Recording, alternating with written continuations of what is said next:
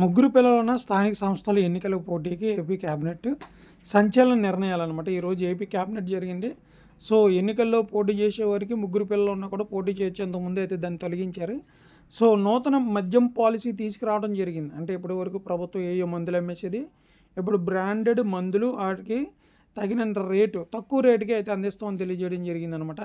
Survey రాళ్ళపై Jagan గారి బొమ్మ అయితే తొలగిస్తారా, రాజముద్రన్న పట్టాదారు పాస్ పుస్తకం ఇవ్వడం అయితే జరిగింది. అలాగే భూమిని మరలా రీసర్వే అయితే చేయబోతున్నారు. సో జగన్ అన్న శాశ్వత భూ హక్కు పత్రం ఏదైతే ఉందో దాన్ని రద్దు చేసి మరలా రీసర్వే చేసి రాజముద్ర, ఆంధ్రప్రదేశ్ రాజముద్ర వేసి కొత్తగా మరలా ఈ యొక్క పాస్ పుస్తకాలు ఇవ్వటం జరుగుతుంది అనమాట. అలాగే మత్స్యకారులకు నష్టం చేకూర్చే 217 జీవోని అయితే రద్దు అయితే చేసింది. అలాగే త్వరలోనే రెవెన్యూ గ్రామ సభలు అయితే ఏర్పాటు చేయడం అయితే జరిగిద్ది అనమాట.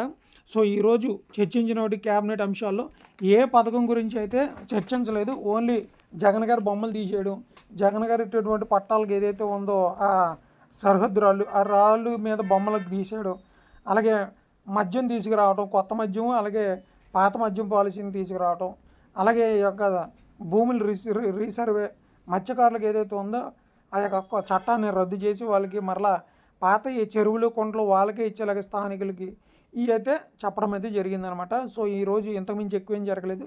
పథకాల గురించి ఏమన్నా వస్తుందేమో మనం అయితే చూడాల్సి అయితే ఉంది. ఇది వీడియో. ఛానల్ సబ్స్క్రైబ్ చేయండి, లైక్ చేయండి.